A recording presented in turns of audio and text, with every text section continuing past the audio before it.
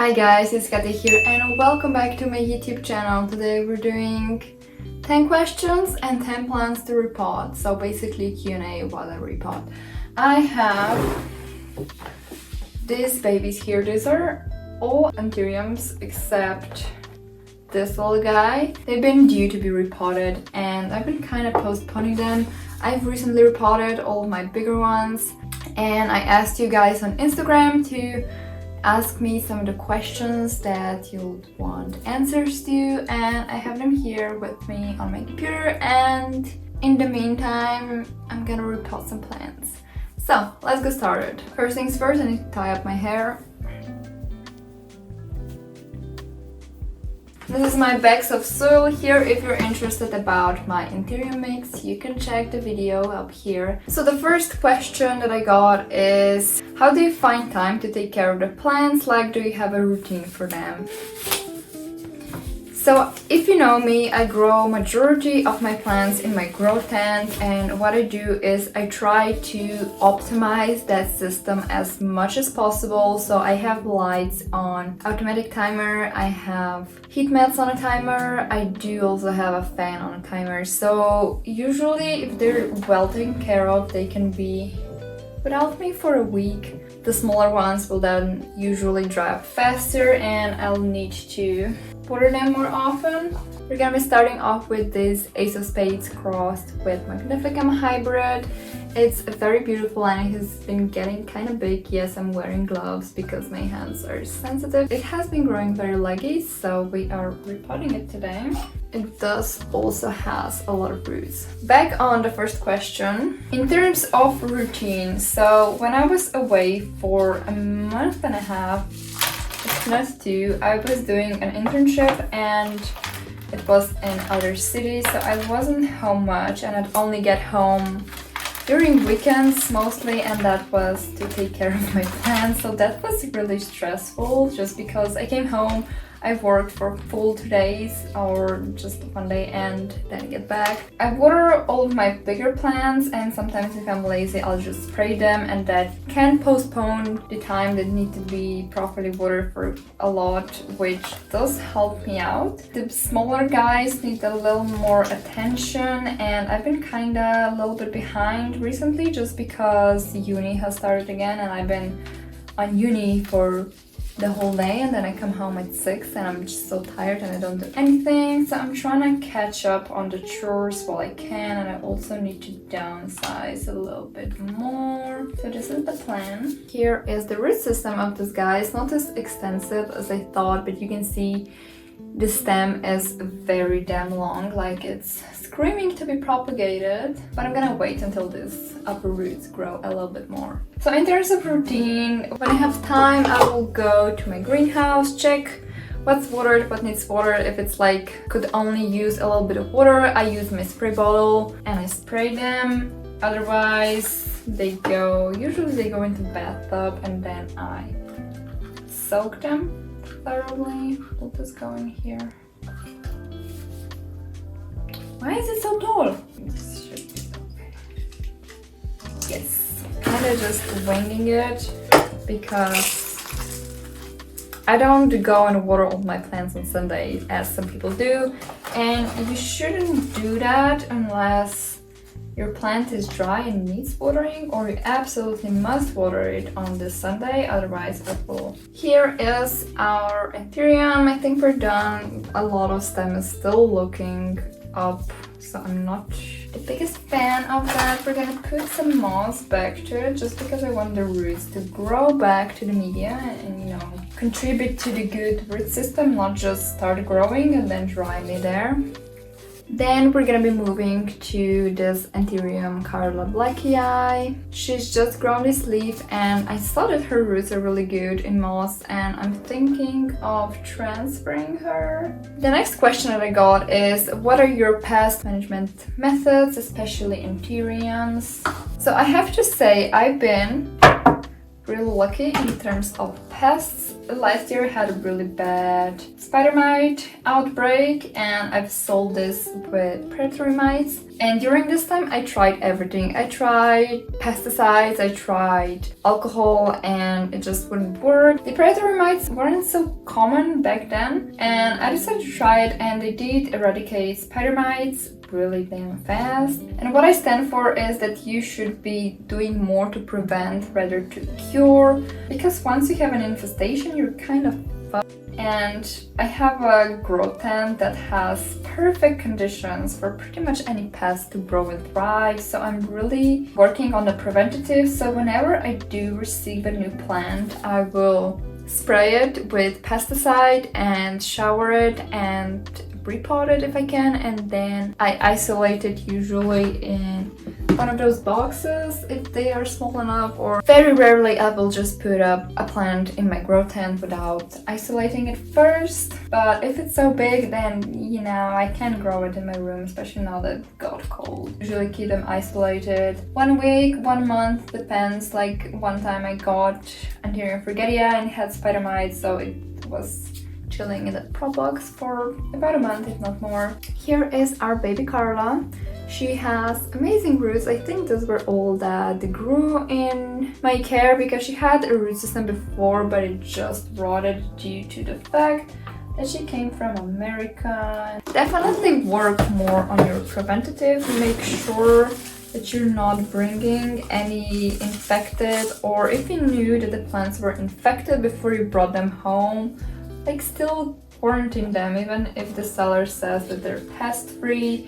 You never know, especially thrips are really annoying because they can hide in the places where you can't reach them with pesticides. With anthuriums, it's usually the petioles and pediphyls as well. And once those little boys break free, it's chaos. So here is our baby Carla. Next on, we're gonna be doing this little pot of everything. Here is Anterior Frigedia, Silver Stripe, I grew this one from some. Here is a baby Luxuriance, which is super cute and it also has a lot of roots. And then I also have a philodendron Sodoroi stick, so that's gonna get moved. Next question, the top mistakes in propagation. That's a good one. Oops, that shit broke. So one of the, it's not really a mistake, but I really recommend using clean and sharp cutting tool, especially sharp, because I see some people using like very non-sharp tools and you basically just butcher your plant, and it's truly not worth it because you make a bigger wound, and if there's a bigger wound there is a bigger chance that your plant will get affected and it will rot away, and we definitely don't want that. I switched to the razor blades and they are awesome. I mean, I've cut myself many times just because how sharp they are, but I think it's still worth it. Definitely use sharp equipment and always sterilize your equipment even in between cutting. So let's say you're propagating one very big philodendron that has, I don't know, 5 leaves that you want to propagate, and what you'll want to do is sterilize the equipment in between, just because you can transfer some of the bacteria that was, let's say, on the outside of the stem, and it wasn't problematic just because it was on the outside and it can hardly penetrate. But once it reaches the fresh wound, shit can go down, so disinfect it in between the cuts if you can. It's highly recommended. I mean, some plants just rot. Like recently I've cut my Florida Ghost and she just rotted, like 5 cuttings rotted on me. First the leaves kinda went to shit, and then all the stems also went to shit, and growth points, you know, propagation is not always bound to work, and I think you should be aware of that. Here is our little Frigedia. It has a decent root system. Like I know it had some roots, but didn't expect that the last root would be so big. It's kind of rotting at the bottom. Anyways, we're gonna pot it up. It's definitely old enough to be potted up. Here is he. He should now have enough space to properly grow that root system. And we are moving to the baby luxuriance. And the next question is, what environment do you keep your seedlings in? My seedlings are in my grow tent, so the humidity is around 90%, and so the air temperature is usually around, it depends, it goes from 19 to 24.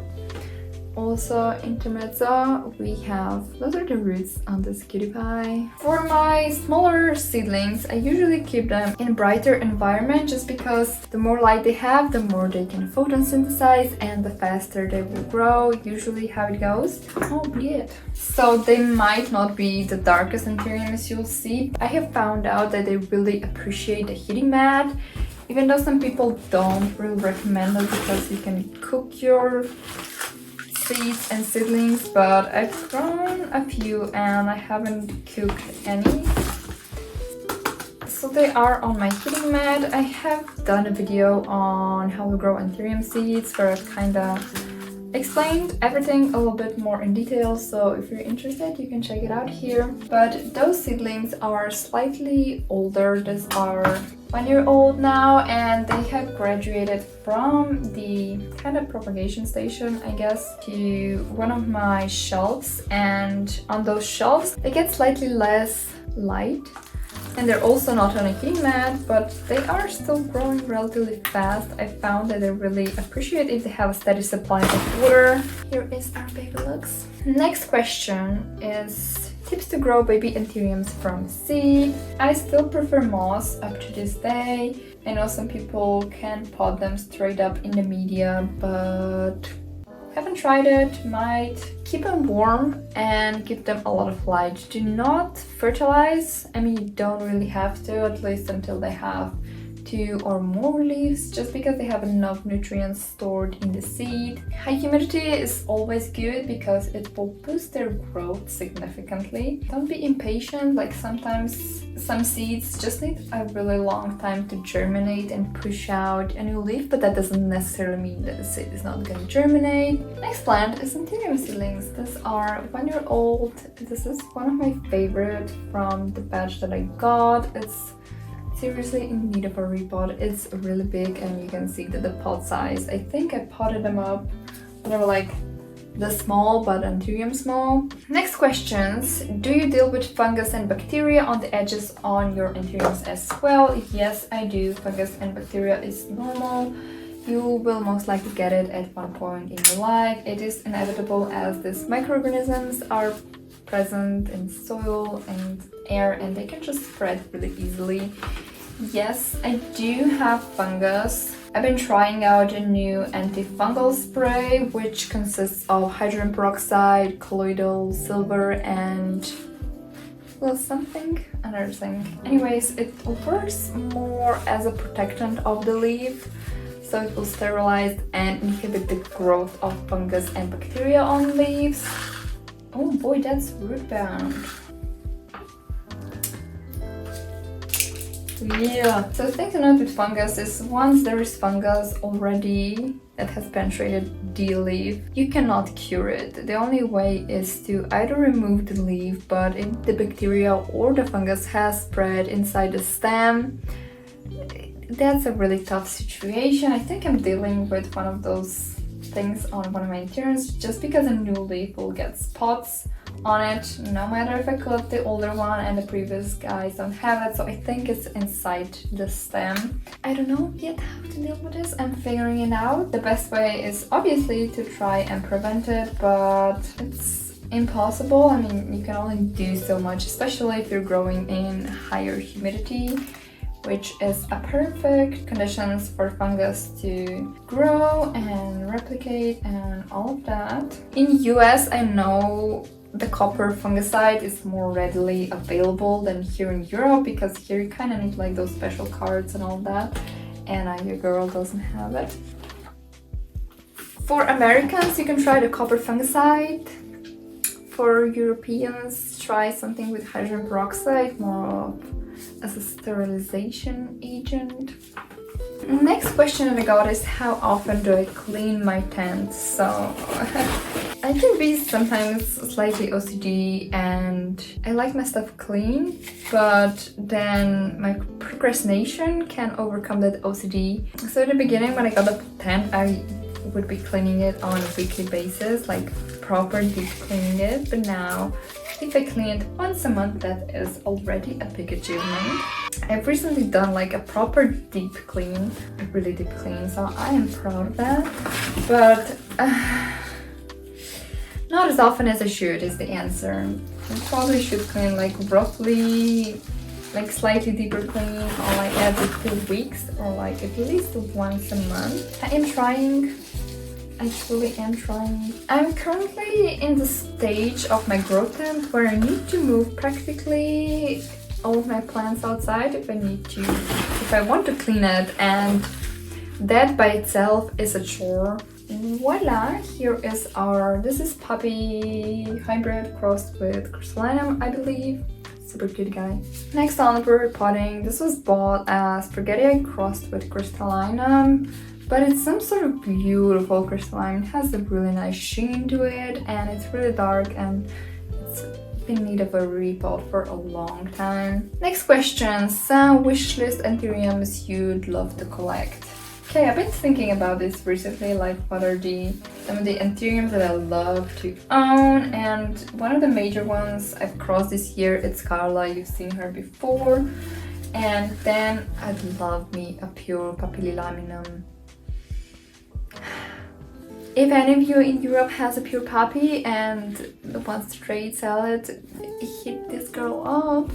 No, but seriously, like it's really hard to get them in Europe. The closest that I have in the moment is a cross between pure poppy and a crystallinum, and it has really taken the poppy features, and me is just really happy. And then I also have some other poppy hybrids, but I do want me a pure one just for the sake of future hybridization, or I want a horde of poppies, okay?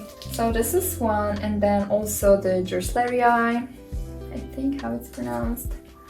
Oh, the roots on this one are also juicy. I would also want me Anthurium red crystallinum, but more have been starting to pop up in Europe recently, so I think they will be more readily available in upcoming years. And then there is also Anthurium Ace of Spades. I had that one and it brought it on me, and I regret it up to this day. The thing with Ace of Spades, at least in Europe, is it's freaking damn impossible to find them, or if you find them, it's like 400 euros for a baby plant, and I'm not paying that. Like when I got my Ace of Spades back then, which is like the classical dark form, or like the Zula one, I don't know. I got it for 60 pounds, a rooted stem cut that was already growing, and you should. You cannot get Ace of Spades for the same price now. So that sucks, and I'm waiting until they can get more readily available just because I'm not paying that much.